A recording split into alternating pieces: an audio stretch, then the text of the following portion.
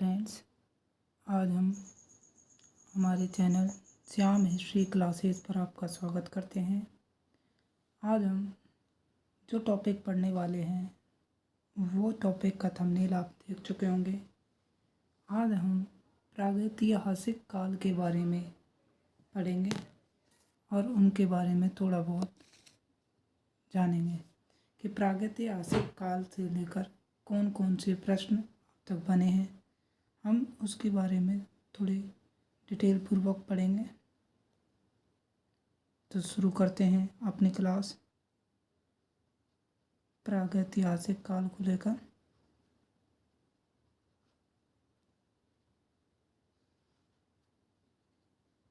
प्रागैतिहासिक काल, दरअसल प्रागैतिहासिक काल को हम पाषाण काल भी कहते हैं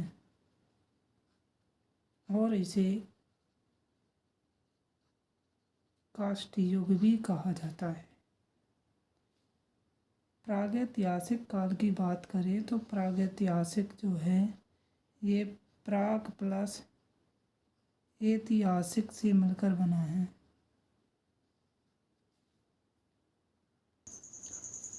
प्राग का जो अर्थ है वो है पूर्व या पहले। इस प्रकार पहले का जो इतिहास है वो है प्रागैतिहासिक काल, पहले के बारे। पाषाण काल इसलिए कहते हैं क्योंकि प्रारंभिक मानव ने इस समय पाषाण के औजारों का इस्तेमाल किया और पाषाण के साथ उसने काष्ठ अर्थात लकड़ी के औजारों का इस्तेमाल भी किया, इसीलिए इसे काष्ठ युग कहा गया। आगे हम पढ़ते हैं कि प्रागैतिहासिक काल का जो वर्गीकरण किया गया है वो वर्गीकरण दो प्रकार से किया गया है। प्रागैतिहासिक काल का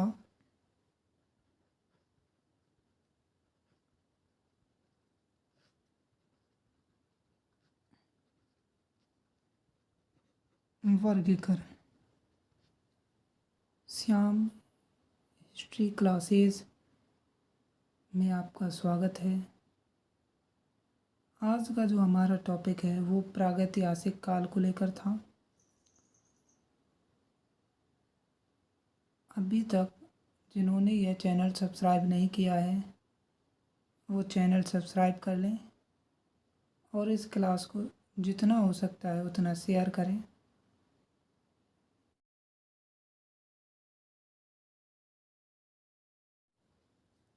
जैसा कि अभी हमने बात की कि ये जो वर्गीकरण है ये दो प्रकार से है। पहले हम चर्चा करते हैं कि वर्गीकरण में केवल दो ही पार्ट माने गए, पुरापाषाण काल और नवपाषाण काल। जॉन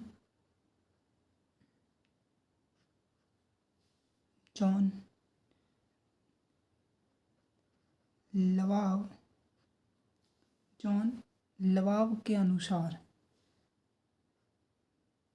केवल दो पार्ट माने गए। पहला पुरापाषाण काल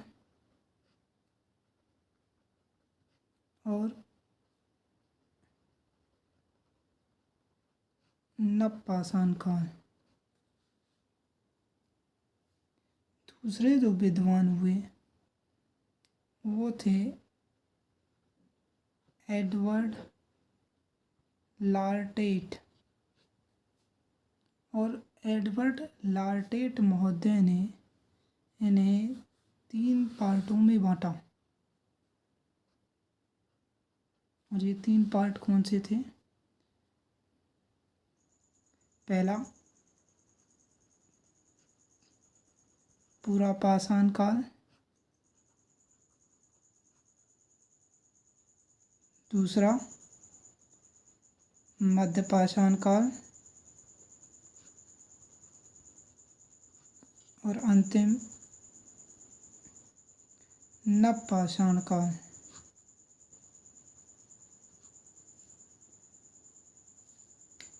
पुरापाषाण काल को हम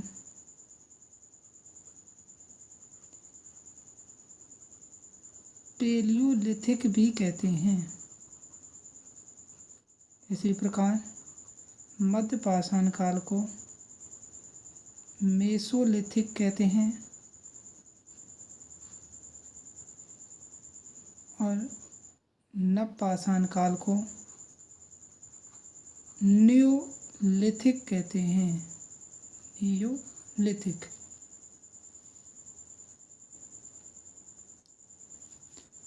पुरापाषाण काल के भी 3 भाग कर दिए गए। अब ये 3 भाग कौन कौन से हैं, जिसमें हम सबसे पहले वाला जो है वो है निम्न पुरापाषाण काल। दूसरा है मध्य पुरापाषाण काल।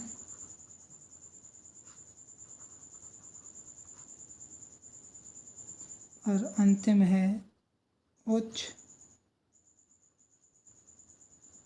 पुरापाषाण काल।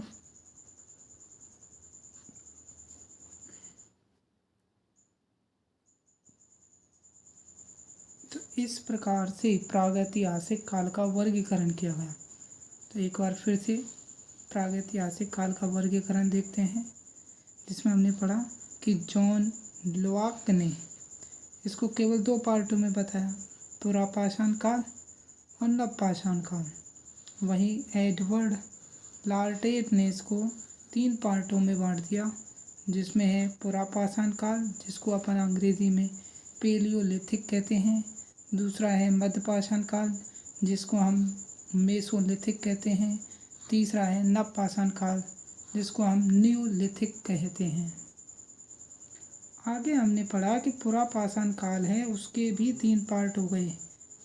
पहला निम्न पुरापाषाण काल, दूसरा मध्य पुरापाषाण काल और तीसरा उच्च पुरापाषाण काल। यदि हम इसमें समय की बात करें तो हमें केवल समय में ज़्यादा हमें इतना नहीं जाना है, फिर भी हम केवल निम्न पुरापाषाण काल, इसमें 6 लाख ईसा पूर्व से लेकर के 1.5 लाख ईसा पूर्व तक का समय ही शामिल है। मध्य पुरापाषाण काल में 1.5 लाख ईसा पूर्व से लेकर के 35,000 ईसा पूर्व तक शामिल होता है। उच्च पुरापाषाण काल में 35,000 ईसा पूर्व से लेकर 12,000 ईसा पूर्व तक शामिल किया जाता है। आगे हम शुरुआत करते हैं प्रागैतिहासिक काल में आने वाली विशेषताओं का। अब तक हमने जो पढ़ा उसमें हमने केवल प्रागैतिहासिक काल का वर्गीकरण डिस्कस किया है। अब इस वर्गीकरण के आधार पर कौन कौन सी विशेषताएं पाई जाती हैं उनके बारे में बात करेंगे। तो शुरू करते हैं प्रागैतिहासिक काल में विशेषताएं। तो प्रागैतिहासिक काल का मानव जो था, इसकी विशेषताएं की चर्चा करते हैं। प्रागैतिहासिक काल जैसा कि अभी हमने पढ़ा कितने पार्ट में बांटा गया है, 3 पार्टों में। पहला जो पार्ट है इसको क्या कहते हैं, पुरापाषाण काल।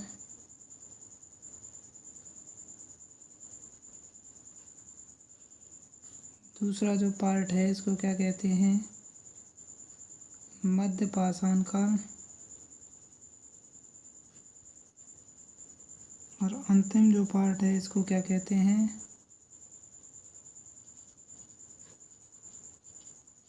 पाषाण काल।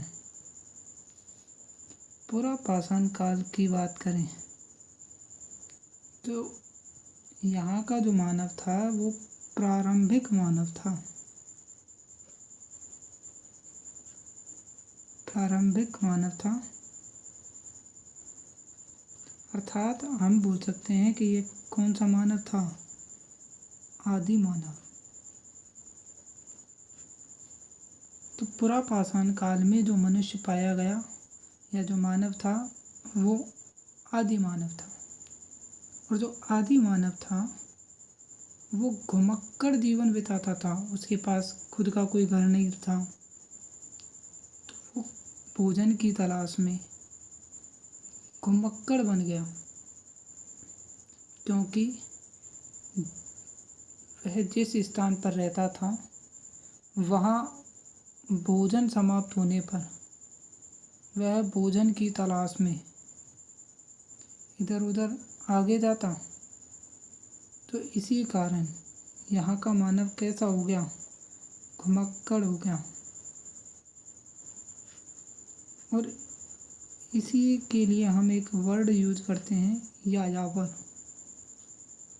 या खानाबदोश, अर्थात जैसा अभी हमने बताया आपको, खानाबदोश खाने के लिए घुमक्कड़ हो जाना। ये दूसरी विशेषता है कि वो यायावर हो गया, अर्थात वो खाने भोजन के लिए घुमक्कड़ हो गया, इधर उधर घूमने लगा, भटकने लगा। इसके बाद आगे बात करें तो जैसा अभी हमने बात की कि वो खाने के लिए इधर उधर घूम रहा है, तो खाना यदि उसे मिलेगा तो वो क्या करेगा? खाने का संग्रहण करेगा। तो वो एक खाद्य संग्राहक बन गया। और खाद्य संग्राहक करने के साथ साथ वह और क्या बन गया? शिकारी,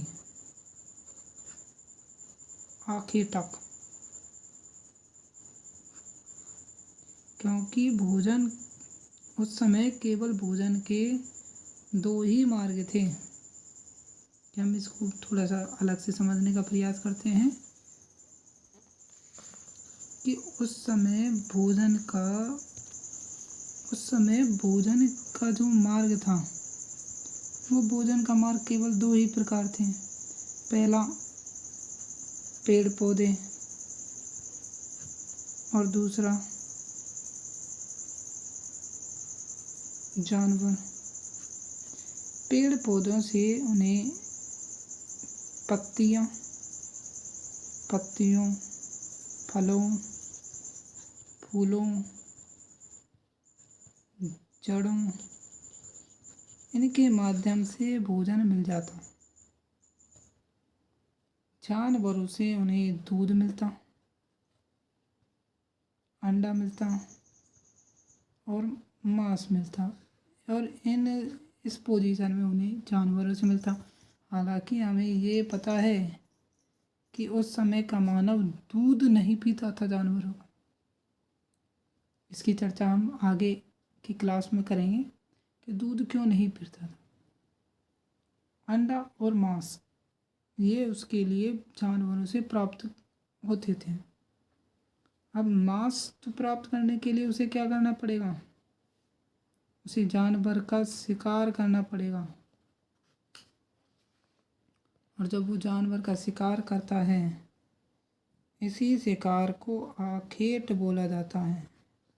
जब उस जानवर का शिकार करेगा तो वो क्या कहलाएगा? शिकारी। अर्थात आखेट करेगा तो आखेटक कहलाएगा। तो भोजन के दो ही स्रोत थे इस समय, इसीलिए वह भोजन के इन दोनों स्रोतों को संग्रह करने लगा। और संग्रह करने के पीछे का पता ही हमें कि भोजन उस समय सबसे बड़ी उपलब्धि थी।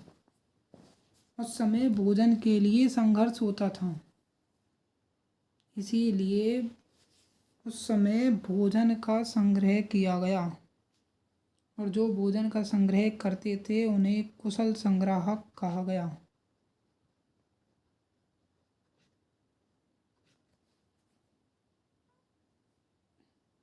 तो अब आप समझ गए होंगे कि खाद्य संग्राहक क्यों था, वो शिकारी क्यों था आदि मानव।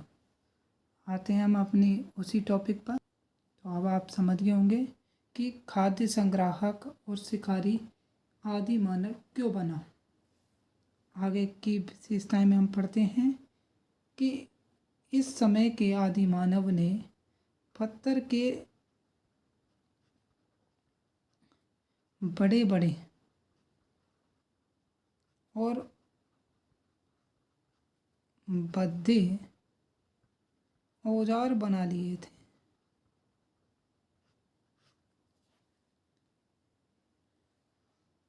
जैसा कि आपने कल भी आपको बताया कि औजार औजार बनाने का काम किस मनुष्य ने किया। आप मुझे ये बताएं कि औजार बनाने का जो काम था वो मानव के विकास की अवस्था में किस मानव ने पहले एक काम किया। औजार किसने बनाए सबसे पहले। तो आपको अगर याद है तो आप होमो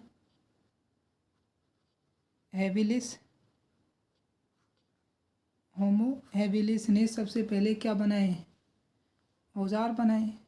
और जैसा कि मैंने बताया था हैबिलिस का अर्थ क्या होता है, कारीगर, अर्थात कारीगर मानव। तो कारीगर मानव ने सबसे पहले क्या बनाए, औजार बनाए। और ये औजार जो थे, ये औजार कैसे थे। हमने आपको बताया था कि कल के औजार बनाए तो, और औजार कैसे थे ये, चौपाया अर्थात कि ये औजार बड़े बड़े और भद्दे प्रकार के थे। पुरापाषाण काल में जो औजार बनाए गए वो होमो हैबिलिस ने बनाए और ये औजार चौपाया प्रकार के थे। आगे है कि इस समय का जो आदि मानव था, इस आदि मानव ने जानवरों से शत्रुता रखी, वह जानवरों से मित्रता नहीं रख पाया। जानवरों से शत्रुता रखने के साथ हमें यह पता चल गया कि इस समय के मानव ने जानवरों को पालतू नहीं बनाया है। तो हमें एक और विशेषता पता चल गई कि पुरापाषाण काल का मानव पालतू नहीं था, वह जानवरों को पालतू नहीं बना पाया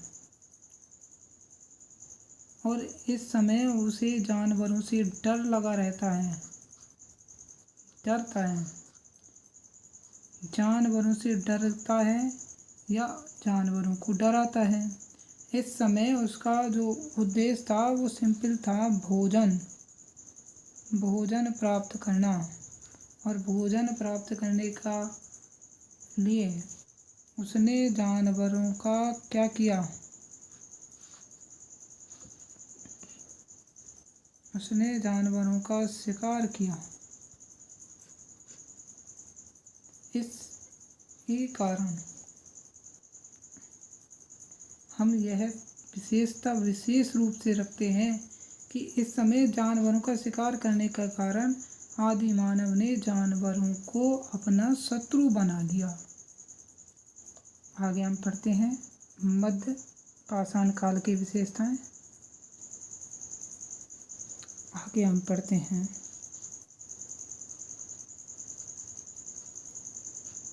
मध्य पाषाण काल। मध्य पाषाण काल की विशेषताओं की बात करें तो पहली भी विशेषता है कि इस समय का जो मानव था उसके जो औजार थे पत्थर के छोटे छोटे औजार हुए, छोटे छोटे औजारों का उपयोग किया उसने। इस समय कई मानव ने छोटे छोटे औजार लिए। अब यहीं से हमें एक ये चीज़ समझ आनी चाहिए कि छोटे छोटे औजारों का प्रयोग कौन से मानव ने किया होगा। तो छोटे छोटे औजार जो बनाए होंगे, जाहिर है वो होमो इरेक्टस को जाता है कि होमो इरेक्टस मानव ने छोटे छोटे औजार बना दिए होंगे। क्यों? क्योंकि ये विशेषताएं अन्य विशेषताओं से मिलती हैं जो विशेषताएं होमो इरेक्टस के समय की हैं। जैसे हम दूसरी विशेषता पढ़ते हैं कि इस समय का जो मानव था उसने आग का इस्तेमाल किया है, आग का इस्तेमाल किया। और हमने ये भी पढ़ा है कि आग का इस्तेमाल किस मनुष्य ने किया था? होमो इरेक्टस ने। होमो इरेक्टस मानव ने भी आग का आविष्कार किया। इरेक्टस आपको कल अर्थ बताया था, सीधा खड़ा, और होमो का अर्थ क्या होता है? मानव। तो सीधा खड़ा मानव। तो होमो इरेक्टस मानव के समय आग का इस्तेमाल किया गया और होमो इरेक्टस मानव आग के इस्तेमाल से दो चीज़ें सीख गया। और दो चीज़ें क्या थी? कल मैं आपको बताया था जब हमने होमो इरेक्टस पढ़ाया था कि दो चीज़ें थी। पहली, पकाना सीख गया, वो पकाने की विधि खोज ली उसने। अब वो मांस कच्चा नहीं खाता है, अब वो मांस को पका करके खाता है। मांस को पकाने कर खाने के साथ ही अब उसका जानवरों का जो भय था, जानवरों से जो डर था, वो डर भी समाप्त हो गया। जानवरों का भय समाप्त हो गया।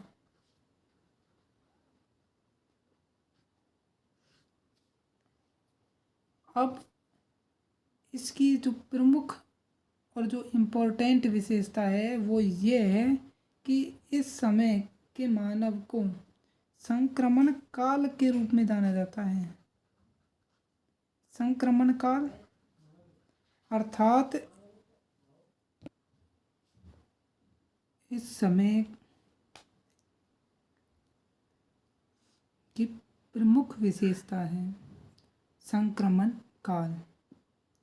संक्रमण काल से मतलब क्या है कि संक्रमण काल का मतलब है कि इस समय के मानव में कुछ विशेषताएं पुरापाषाण काल की थीं, कुछ विशेषताएं मध्यपाषाण काल की थीं और कुछ विशेषताएं आने वाले काल की थीं, नवपाषाण काल। तो इन्हीं विशेषताओं के मिले होने के कारण इस समय को क्या कहा गया? संक्रमण काल। हमने दो कालों की विशेषताएं पढ़ ली हैं। आगे का जो काल है अब हम डिस्कस करते हैं उस पर। नवपाषाण काल, नियोलिथिक एज। तो शुरू करते हैं नियोलिथिक एज को।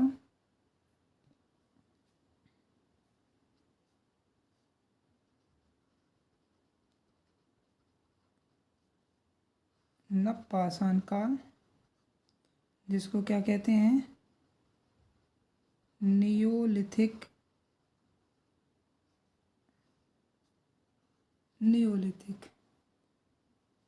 इस समय के मानव ने क्या क्या सीख लिया? तो इस समय का जो मानव था, इस समय का मानव कृषि करना सीख गया। इस समय का मानव पशुपालन सीख गया। इस समय का मानव स्थायी आवासी हो गया।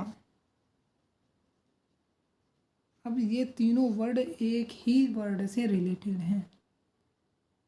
दरअसल कि जब आदि मानव ने कृषि करना प्रारंभ किया तब उसने पशुओं को भी पालतू बना लिया और इन पशुओं का उपयोग वह कृषि में लेने लगा। धीरे धीरे उसे पता चला कि ये पशु जो हैं, इन पशुओं का उपयोग दूध निकालने, इनसे दूध प्राप्त होता है, इन पशुओं से हमें दूध मिलता है, इन पशुओं से हमें मांस मिलता है। तो मनुष्य जो था उसने पशुपालन भी स्टार्ट किया और कृषि में इनका उपयोग लेने के लिए पशुपालन किया गया। कृषि 1 वर्ष की कम से कम होती है, कम से कम 4 मंथ की होती है। इसी कारण अब जो घुमक्कड़ जीवन जो बिता रहा था मानव, अब उसे एक ही स्थान पर रुकना पड़ा। इसी कारण उसका स्थायी आवास हो गया। तो शुरुआती जो चीज़ है वो है कृषि। पहली विशेषता है कृषि, पशुपालन और स्थायी आवास। दूसरा है कि इसी समय मनुष्य ने पहिए का आविष्कार कर लिया।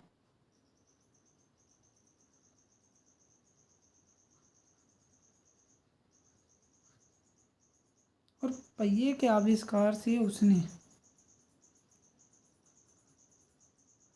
बैलगाड़ी बना ली। अब इसका उपयोग वह बहुत ही प्रकार से लेने लग गया। पहिए के आविष्कार से उसने कुंभकारी स्टार्ट कर ली और कुंभकारी के साथ ही उसे मृदभांड की कला भी पता चल गई।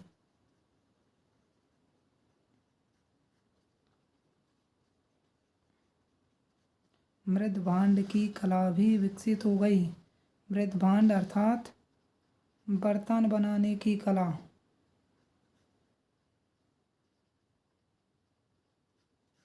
और इस समय के मृदभांड कैसे थे? मिट्टी के, इसीलिए मृदभांड कहलाए। हमने पशुपालन किया, पालतू बनाए पशु। पालतू कौन बनाए? कुत्ता, गाय,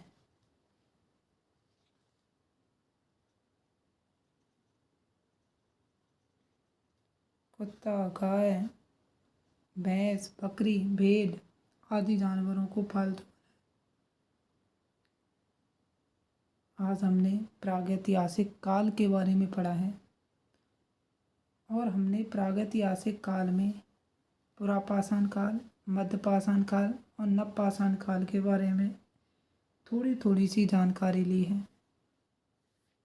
कल हम इससे आगे के बारे में पढ़ेंगे और आगे के बारे में हम थोड़ा सा और पढ़ेंगे कि प्रागैतिहासिक काल में जो औजार थे, बेसिक तौर पर हम यही पढ़ेंगे कि निम्न पुरापाषाण काल में कैसे औजार थे, मध्यपाषाण काल में कैसे औजार थे, नवपाषाण काल में कैसे औजार थे और इनके अलावा जो भी बातें हैं उनके बारे में।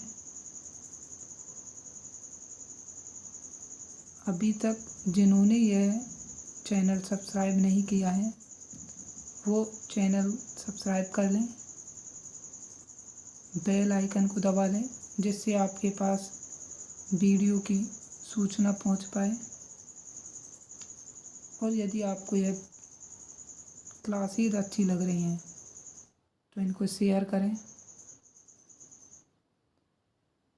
आज के लिए इतना ही, मिलते हैं अपने नेक्स्ट क्लास में। श्याम चैनल आपके लिए इतिहास की ऐसी ही क्लासें रोज़ाना लाते रहेगा। धन्यवाद।